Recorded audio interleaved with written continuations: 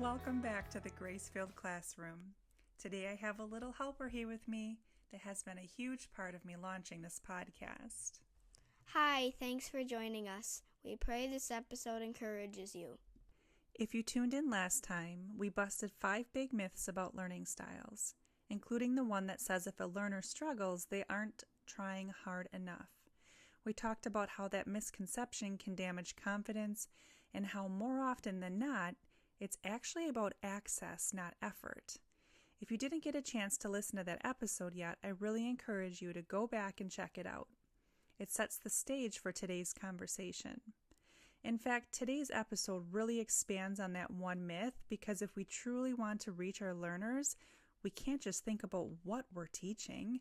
We have to think about how we're connecting. And with back to school season here, I really feel like it's the perfect time to talk about one of my favorite ways to build that connection from day one, morning meetings. Oh, and a quick side note before we dive in, I am working on getting a video set up for upcoming episodes. That way I can better meet the different learning styles of you, giving you both audio and visual ways to engage with the content. Now, speaking of learning styles and connection, let me share a story that really stuck with me. I was chatting with a student at the beginning of last year and asked how their very first day of school went. Their response? We took a math test. No mention of meeting new friends, no excitement about sharing their summer stories, no memory of laughing with classmates or building relationships, just a test? Not to say those things maybe didn't happen, just that what stood out the most was the test. And that single moment paints a picture of the kind of classroom it was. Let me take you there. Yep, you guessed it. It was the first morning of school. Desks are lined neatly in rows, all facing the front. Students are sitting quietly, kind of eyes just looking around, not quite sure what to expect. Within the first hour or so, the teacher's already passing out a worksheet or some sort of test. No one's talking, no one's laughing, and there's already a sense that the space is going to be all about right answers and rules. And of course, not every classroom feels that way. Some are set up with a different tone entirely. Picture this instead. Imagine walking into a different kind of classroom on that very first day. The desks are not locked into rows, instead they're pulled into a big circle, or maybe even pushed aside so students can gather together on a rug. Soft music plays in the background as students settle in, their voices mixing in a low hum of chatter and laughter, and on the board is an inviting message. This summer or one thing I'm excited about this year is, the teacher just smiles and explains how they'll share. The activity begins. Everybody takes a chance sharing and answering the writing prompt that's up on the board. Some voices are quiet, others bold and bubbling with energy, but each one is met with encouragement and connection. After the morning meeting and icebreaker, the teacher hands out a simple, colorful getting to know you sheet. But instead of just asking about favorite colors or pets, it's a mini learning styles quiz. The questions are fun and concrete. Would you rather draw a picture, listen to a story, or act it out? Do you like building with blocks, reading books, or singing songs? Students circle answers, doodle in the margins, and chat as they realize that everyone learns a little bit differently. Then comes the best part, the chance to share. One student says, I learn the best when I can draw it out. Another adds, I like acting things out with friends. A third might simply raise a hand and say, I like to listen first. Each answer is met with nods, smiles, or claps of encouragement. And suddenly, it's not just about knowing themselves, it's about knowing each other. The classroom begins to feel like a community where differences aren't just noticed but celebrated. In that moment, the classroom shifts. Every child is seen, heard, and valued for the way God uniquely wired them to learn. The room feels safe, open, alive, a place of laughter, connection, curiosity, belonging, and mutual respect. The contrast between these two? One classroom awakens anxiety and isolation, with senses sharpened by tension. The other awakens curiosity and belonging, with senses softened by laughter, warmth, and connection. One place focuses on performance, the other places focus on people. That difference between the two classrooms highlights something important. Learning doesn't just depend on the subject or the test. It depends on the relationship and the tone we set, because here's the truth. Learning doesn't happen in a vacuum. It happens in the context of relationships, trust, and connection.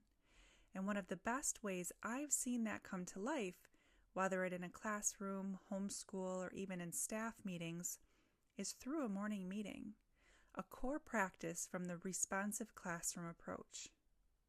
Now, don't let the name fool you. Morning meeting isn't just for little kids. It's a practice that works in upper grades, in homeschool settings, and yes, even with adults. The responsive classroom framework emphasizes that academics and social-emotional growth go hand in hand. When people feel safe, valued, and connected, they're more open to learning, risk-taking, and collaboration. Morning meeting provides a predictable structure where participants can greet one another by name, using eye contact or a simple wave. They can share about themselves, whether it be a story, a thought, or something they're looking forward to. It gives them an opportunity to engage in a group activity that builds energy and connection. They can look ahead at the day together, setting a tone of shared purpose. And here's the beauty. Morning meeting naturally taps into multiple learning styles. Visual learners benefit from seeing the prompt or morning message displayed. Auditory learners engage as they listen to voices and stories. And kinesthetic learners come alive through movement, standing up to share, rolling or passing a ball, or greeting across a circle. Interpersonal learners thrive because the whole time is rooted in relationship and connection. And it works. Research shows that classrooms using practices like morning meeting report higher student engagement, stronger peer-to-peer relationships, and fewer behavior struggles. Why? Because connection lays the foundation for literally everything else.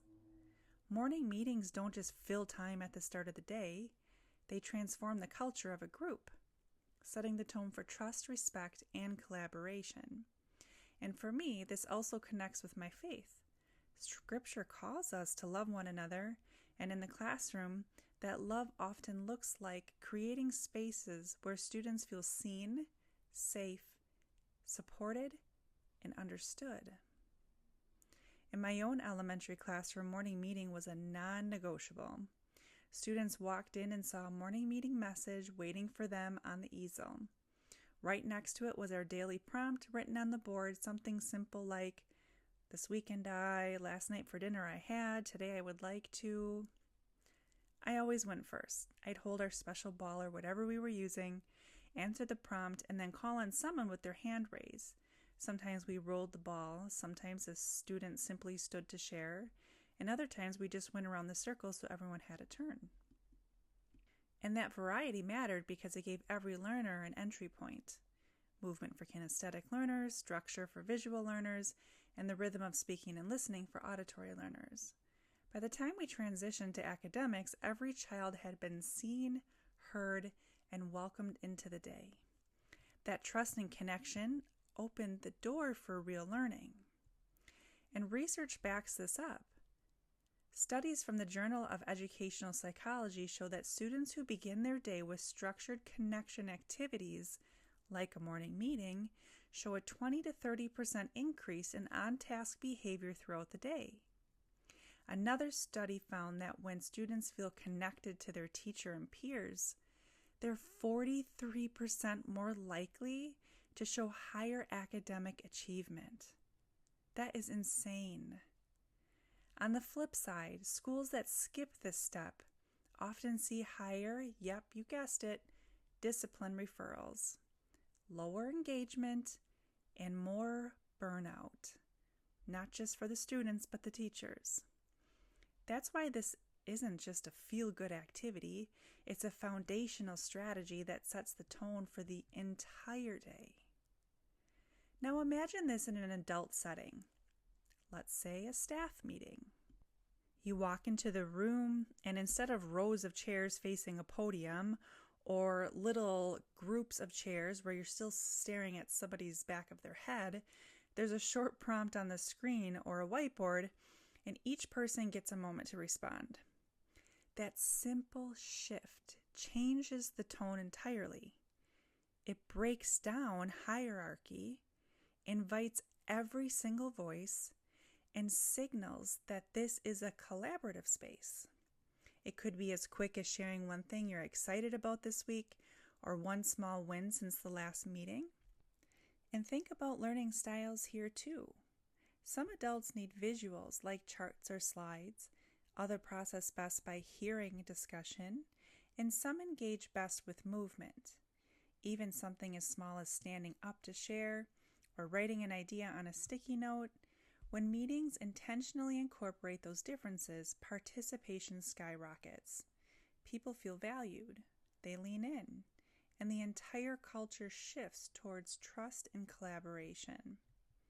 And this is also why I encourage taking a learning style quiz early in the year, if not the first or second day, whether you're teaching children, leading a team, homeschooling, working in a co-op.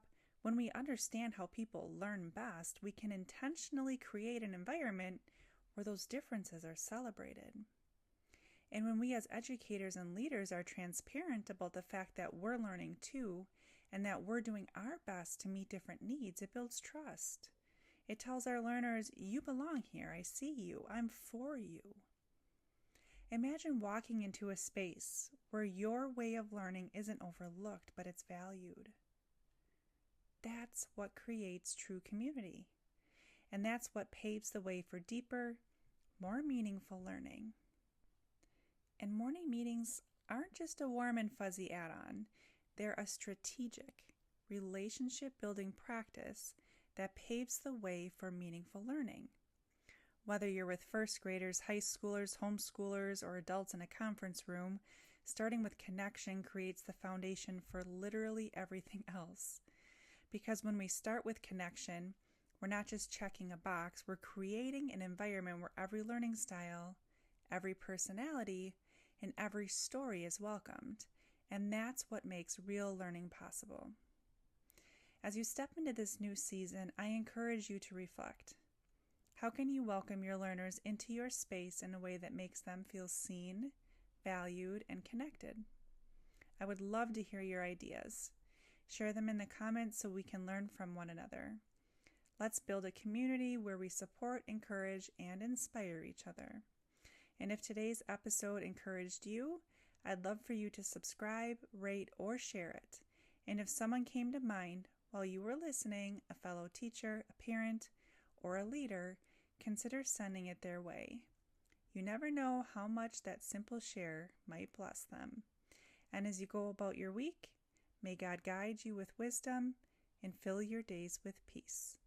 I'll see you next time in the Grace-Filled Classroom.